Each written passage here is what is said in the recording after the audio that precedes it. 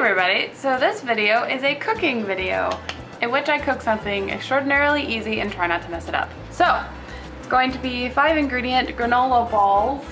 Balls because they're not in bar form. That's how you do spontaneity. I'm gonna need pitted dates, almonds, whole almonds, peanut butter, rolled oats, honey, and a recipe because that's really helpful. This is from the Minimalist Baker.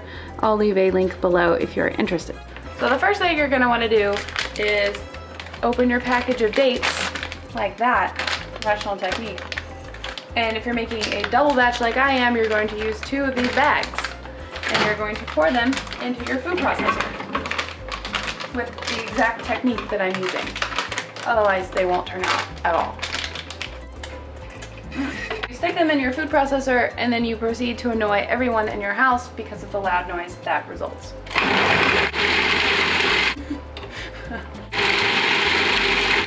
So you go until it makes this ball. See? I made a ball. That's exactly what you want. Okay, then you put that over there. Then you take your oats, which are over here, out of the way for no good reason. You take your oats and your almonds and you put them in a different bowl with your ground up date ball. And for your almonds, you're gonna want to use a cup of these and you're supposed to chop them up. Let's get in the shot. You want to cut them up very, very well because if they're whole almonds, mostly whole almonds, they will not incorporate into your stuff and that's bad. I learned that the hard way.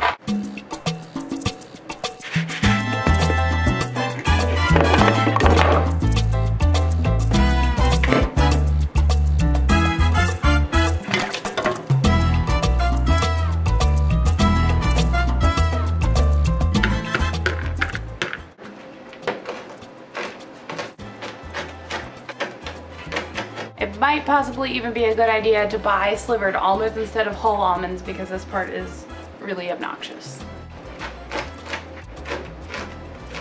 I don't want to do it anymore. Special note, if you have dogs and if you drop any of the almonds on the floor, they are going to want to eat the almonds. So if you set up a gate in the back so that they cannot enter the kitchen, you are going to have to kick the almond so that they can eat it. Are you happy now? Are you not entertained? Captain's log, 30 days, still chopping almonds. And if you realize that at the end of chopping that you've actually mismeasured and are short about a half a cup, just keep going because you're not chopping more almonds ever again, ever. So now you have your stupid almonds and your oats and your weird ball of dates in the bowl and that's great. And now your hands are sticky and gross, so probably wash your hands now. So now you're going to put your peanut butter and your honey, a 1/4 cup each or 1/2 cup each if you're doubling it, into a saucepan. And then you're going to melt them until they become all warm and delicious and malleable because right now it's kind of a solid chunk of peanut butter. And try and resist eating this directly from the pan. It is delicious and it's probably better than the end product that you're actually making. Also remember to hydrate. If your peanut butter jar has turned into an oily disaster like this one, try and only handle it for the minimum amount of time possible and then douse your hands in soap. Try not to get any on the stove because then you'll have to clean that up and nobody likes doing that. Oh my god. Also realize that you just basically made a lollipop full of honey and peanut butter. And it's so good. Oh my god. Oh shoot, oh no, look at that. That's gotta get cleaned up, right? Probably just licked. Okay, so we've reached a pretty good point so far. We've got our almonds and balled dates and oats in a big bowl. And we've got the best substance on earth in a saucepan, which is heating up on the stove. So this is good. What you're gonna do is combine the 2 of them when this has been sufficiently heated, which I don't think it has been yet. And now you're going to want to mix all of this together with your paws. Here's why the baby gate is there. Because we've got doggies. This one doesn't like to be recorded. We have doggies just eagerly awaiting me to drop anything. See? So you're gonna pour it in and then you're gonna start mixing it. Probably not with your hands at first, but I usually do. It's extremely hot, but you know, no pain, no gain, so.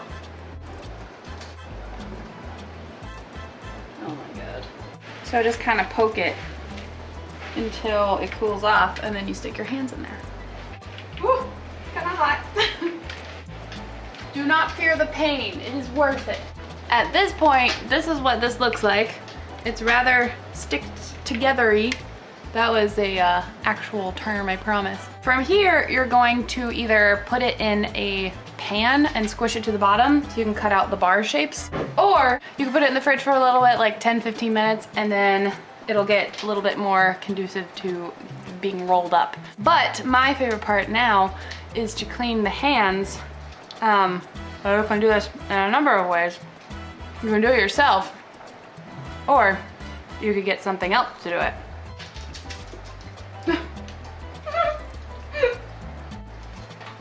That feels so weird. When you have gotten either too grossed out or at least most of it off, you can now wash your hands with soap and water like a normal human.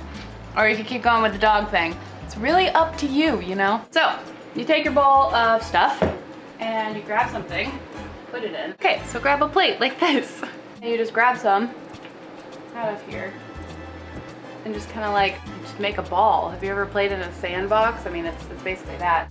And there you go, congratulations, you made a tiny ball of deliciousness. Like, seriously, so good. So you just keep doing this until all of this stuff in the bowl is gone. And then you eat it. That's so good. All right, so my memory card is screaming at me saying that I have insufficient space, so we're going to wrap this up super quickly. That's everything. How to make this delicious thing. I hope you enjoyed it. It was super fun and delicious. I'll see you tomorrow.